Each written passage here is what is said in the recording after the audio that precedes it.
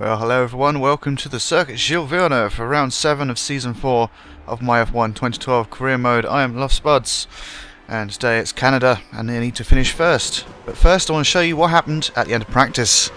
Boom! Flying through the air. See another angle of that. That's how my practice session ended.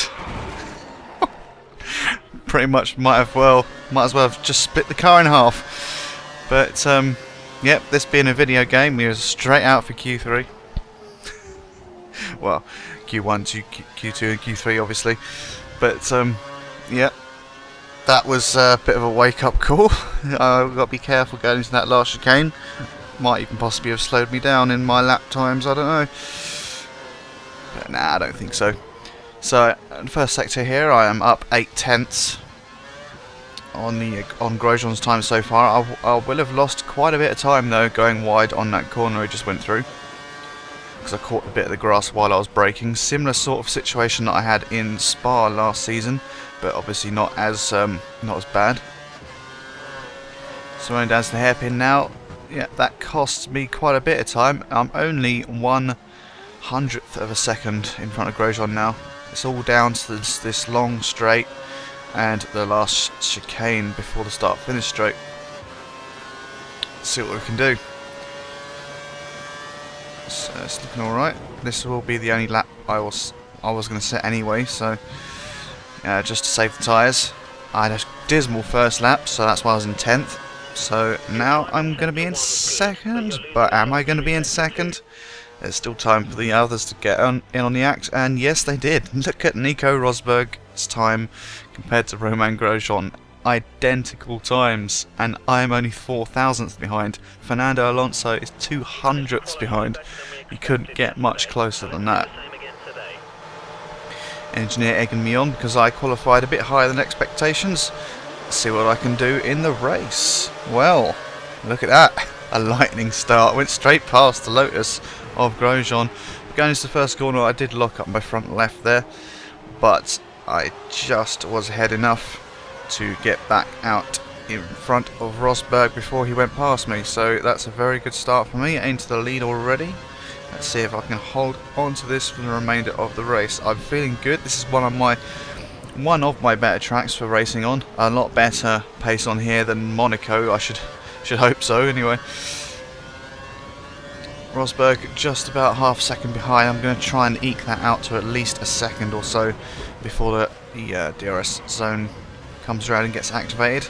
Bit of a messy first lap so far though, not fantastic, but at least I have the luxury of being at the front and getting in the way of people. Even a bit wide on the hairpin as well, missing the apex a little bit. Could be worse though, could be worse. Grosjean lost his third place to Alonso on that hairpin as well. So Grosjean, the big loser so far, from what I can actually just see. Jensen seems to be just outside the top 10 there. I think he must have lost out in the start as well. Well, I'm not sure. You can't really tell too much from the map because the circles aren't far enough apart yet to tell how many positions that is. So it's just a long train at the moment. Everyone will get separated along the line. Do you know what? It's settled down for now. It's down for now, yep. Definitely, because usually as soon as I say that, something happens. Rosberg's still about 6/10 behind me, 7/10.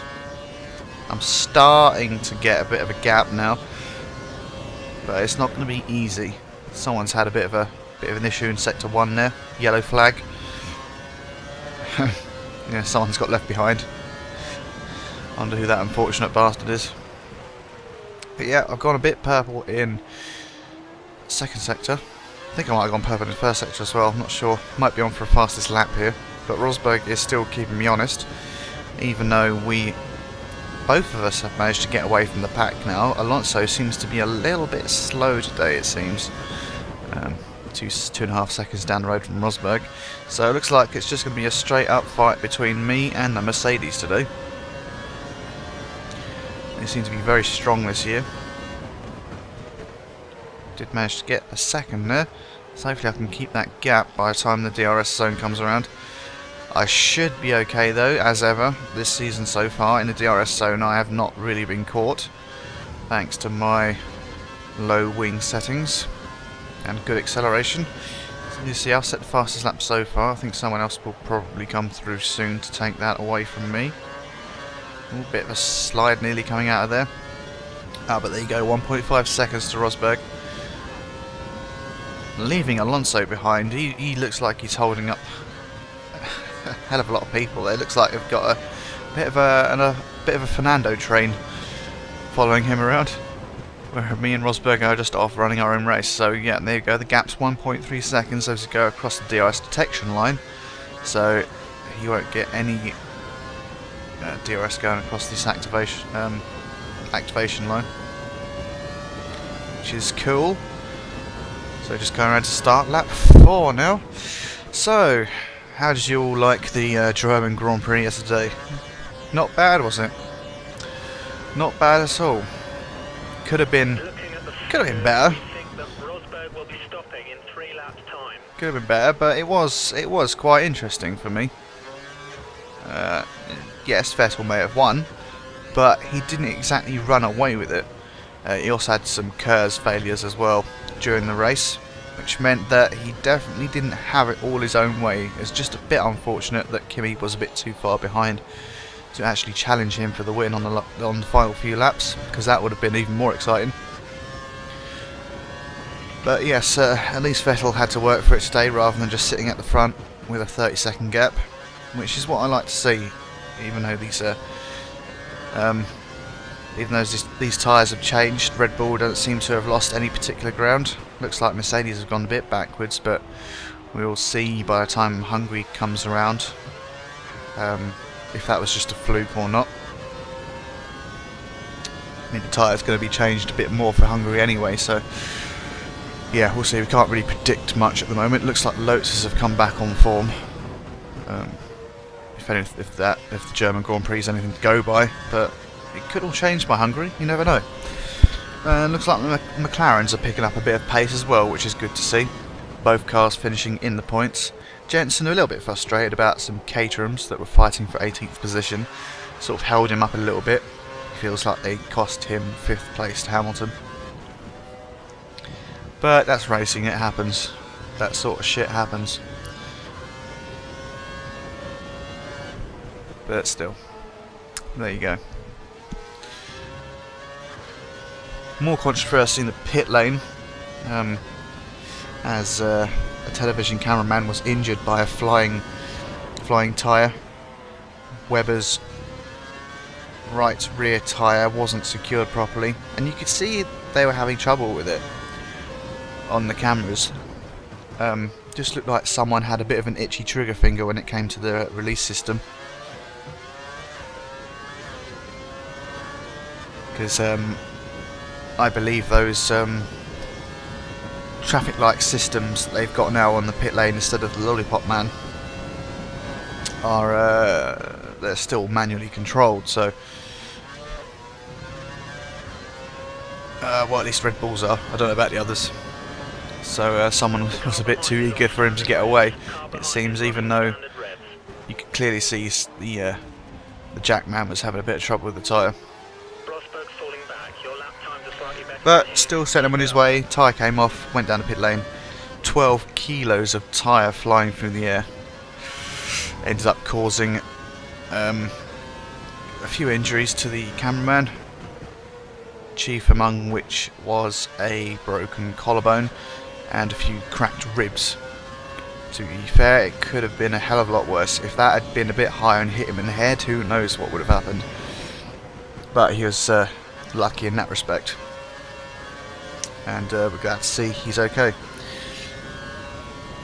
But a bit of a lenient fine though for Red Bull, only being fined 30,000 euros for something that potentially could have killed someone. No, look at Rosberg coming through.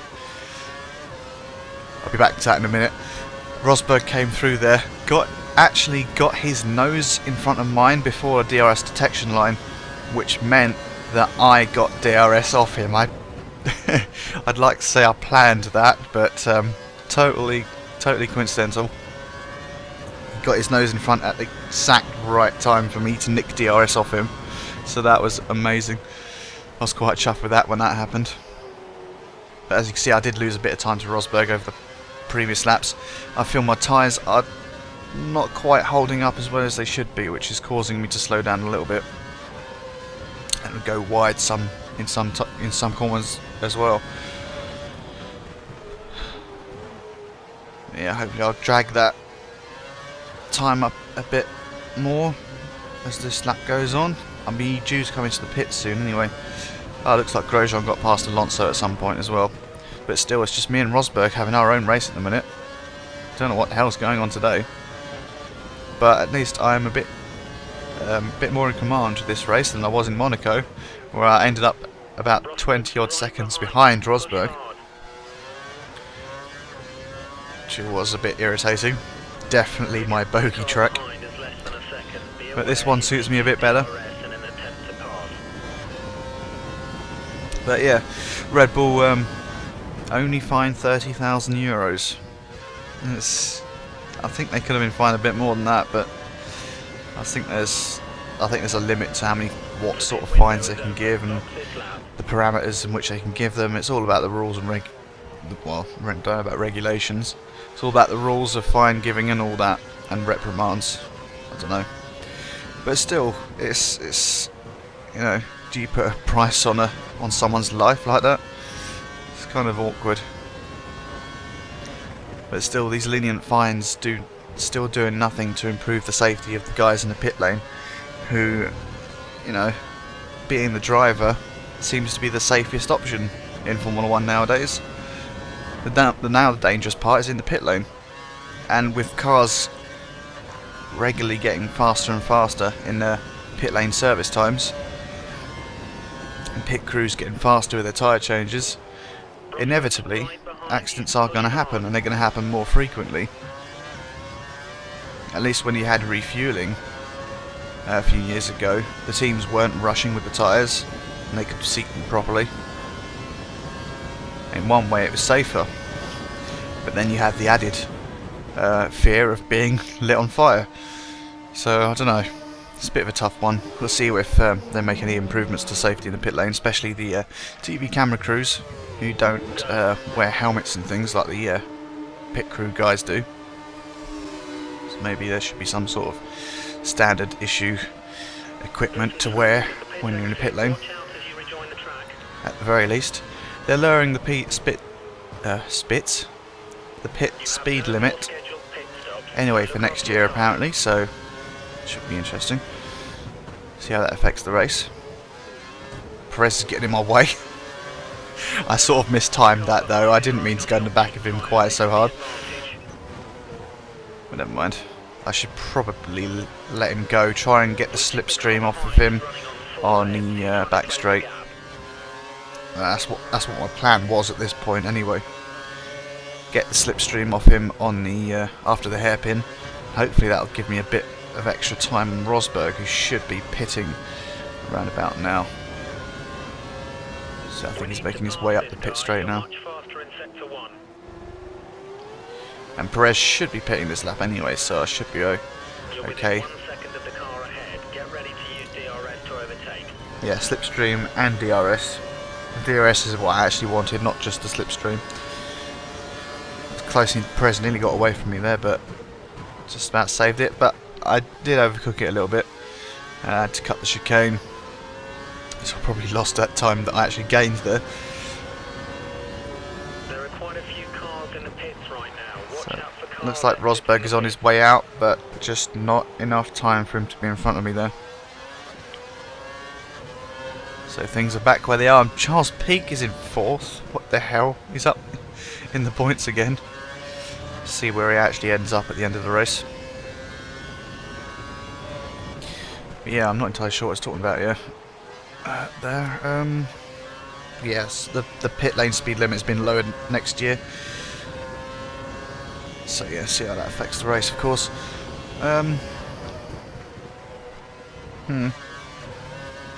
Yeah, Red Bull don't seem to be affected by the tyre changes. Mercedes do though. I don't know if that's just a one-off, but hopefully it's not. It'd be nice to see an actual, you know, four-way team fight between Ferrari, Red Bull, Lotus and Mercedes. That'd be interesting. But I do think the fact that Red Bull are near the top pretty much all the time, and the fact that the Ferraris, the Lotuses and the Mercedes are fighting with each other is going to be to Red Bull's benefit, just like it's being a benefit in my season, on this season, where all the guys behind me are fighting for the points and I'm just consistently finishing near the top in pretty much all my races so far, scoring good points. It means I am able to eke out a bit of a gap here, which is pretty cool, and I think that will sort of work to Red Bull's advantage in the real world. Sebastian Vettel is sitting pretty at the top of the championship after finally winning his home race, and yeah, it was just a good it was a pretty good race. You know, it was one of the races where Sebastian was leading, but you weren't entirely sure whether he was actually going to win or not, rather than being sure he was going to win most of the time, like before. So yeah, it was good to see Kimi chasing him down. Just a few more laps and he might have done it. Although I expect Grosjean's pretty pissed off though. They did want him to move out the way. They had no intention of letting Grosjean finish ahead of Kimi anyway, so I don't think Roman's pretty happy. I think he thinks he would have been able to get second at the very least.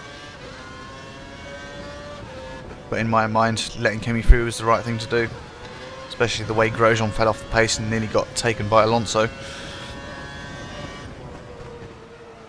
I'm sure he'll get over it. But it's nice to see Grosjean actually having a clean race, not getting into any trouble and actually finishing on a podium. So, yeah, he's a tricky one. We think the car behind is running on full revs. He's trying to close the gap. He's either really good or really crap, and it's kind of hard to say whether he'll be in that Lotus seat next year. But still, we don't even know if Kimi's going to be in a Lotus seat next year. He might be at Red Bull. Who the frick knows at this point in time. So lap 12, managed to get a decent enough gap to Rosberg, 1.7 seconds, but the hard bit is still yet to come.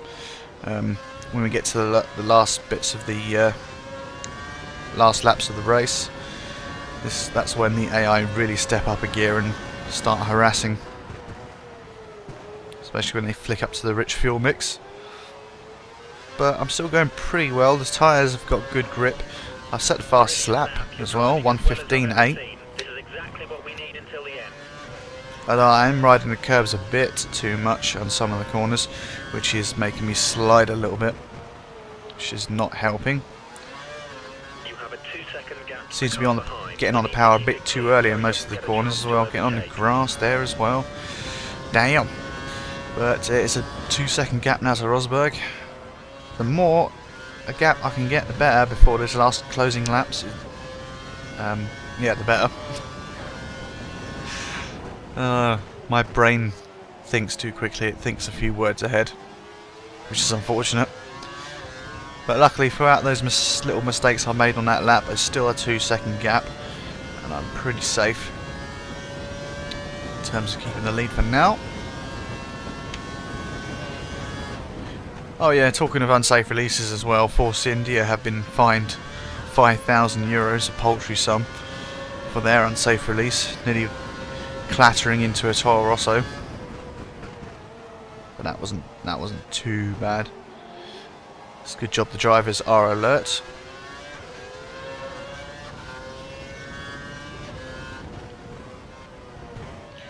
But yeah, these unsafe release fines are not really... They are a bit lenient, aren't they?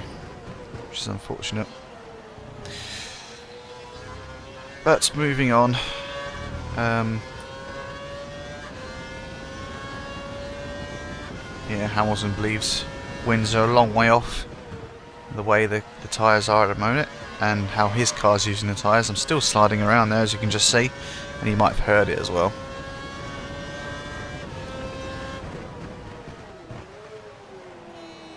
we'll see. Yeah. And Hamilton says, let's see what the tyres are like in the Hungarian Grand Prix in 3 weeks' time. Yeah, I think we'll all be interested to see that.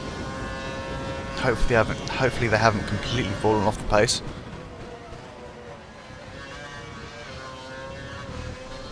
But yeah, another 3 weeks until we get another Grand Prix. It's almost like torture. 2 Grand Prix in 2 weekends, and then another huge gap of 3 weeks. Not to mention the summer gap as well, because Belgian Grand Prix will be at the end of August or something. End of August, beginning of September. So you're going to have the Hungarian Grand Prix and yet another 3 or 4 week gap to the next one. Which is like, damn, what are you doing to me? I suppose they're going to make up for it next year with possibly a 21 race calendar. We think the car behind is running on full revs. He's trying to close the gap. As you can see, as you can hear, Rosberg is on full revs, and you can see the gap's been closed down to half a second. So this is where it's going to get interesting. This is where I have to properly defend, as Rosberg will be faster than me. There's no doubt about it. Can't believe I'm still holding on to the fastest lap though. But my tyres are starting to be a bit beyond their best, which is always a bit of a concern. Because when they start to go, you get no warning until you're sliding out the end of a corner. But it should be okay. Only got 3 laps to go, including this one.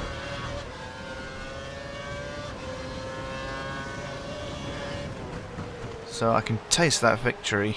It's quite close. And still, me and Rosberg in a race of our own. Grosjean is sort of catching up. I think he will catch up by the end if I'm holding Rosberg up. Alonso may be a bit too far off. Alonso is still holding up a few people.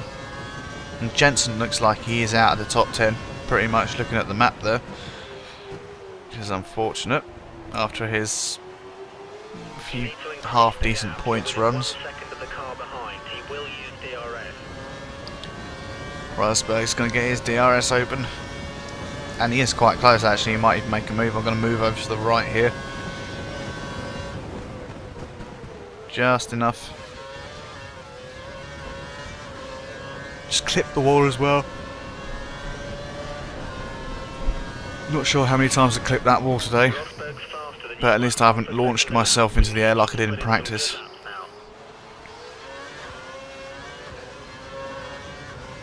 My engineer wants good laps from me. What do you think I'm trying to do? I'm not out for a Sunday drive here. I am trying to do my best, after all.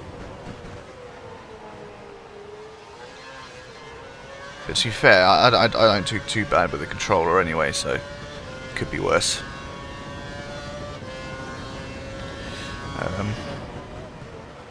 Yeah, another quick news, my MotoGP video seems to have gone down quite well. A few of you seem to like the idea of me doing a career mode in it, so hopefully you'll see that at some point in the future. Again, I warn you, it's not going to be anytime soon, because I've got some stuff to do at the end of the month, which involves me moving house. So, yep, I will explain in detail soon. Don't you worry. Just means I will be away from YouTube for a little while, depending on what sort of internet connection I get to where I move to, and how much time I can do to do videos and shit. But I definitely do intend on coming back and carrying on with the videos, so don't worry, I'm not going to disappear forever. Yeah, should be interesting to do the MotoGP career. Nice change of pace from the four wheels I normally drive. Just holding on from Rosberg here. He is all over me. I think Grosjean's actually caught up as well. Looking at it, we're just catching up to the back markers now. I don't think we're going to catch up to them. Yeah, Rosberg should also be defending from Grosjean now, so that's sort of taken a bit of pressure off me. But I'm just going to use up the rest of my curves now, make sure I'm far enough ahead for DRS not to affect me. Which I don't think it is. It's not enough straight for him to make a move. So I'm going to take it easy, come around here, go towards the pit wall to the non-existent team, and take the Canadian Grand Prix win. Quite convincingly. Jenson Button 14th. That's unfortunate. But I did take maximum points for myself, which is going to help me very nicely in the championship. Well done on a superb race. You really deserve that. Great job. And I did end up with the fastest lap. Grosjean had the second fastest lap, it looks like, and then Schumacher had the third. But yeah, so me, Schumacher and Grosjean in the 1 minute 15s. It's pretty cool. Alonso, Raikkonen, Schumacher, Webber, Maldonado, Kobayashi and Massa finished the top 10. Yeah, there you go. Nothing too out of the ordinary for this season. Charles Peak actually ended up in 15th there. So, yeah, not quite as spectacular as I thought he might have been doing. Top of the Drivers' Championship. You're still the man to beat. But there you go, still the man to beat, as the man says. I've actually got a race win in hand, so I can relax ever so slightly, especially if one of my less strong Grand Prix comes up. Monaco's my worst one, so that's out of the way anyway. But you never know, I could end up with a race where I have no grip in tyres, or it rains and I do shit. But yeah, it remains to be seen. Valencia is forecast to be sunny on all 3 days, so again, continuing the streak of the nice weather. And so there you go, there's the Constructors' Championship so far. Mercedes are only 2 points ahead of Lotus, and McLaren 13 points behind, so we're not out of touch of the Constructors just yet. Although I do think it's going to get worse before it gets better. If it gets better, of course. It all depends on Jenson. But there we go. Join me next time for round 8, Valencia in Spain. I'll see you then.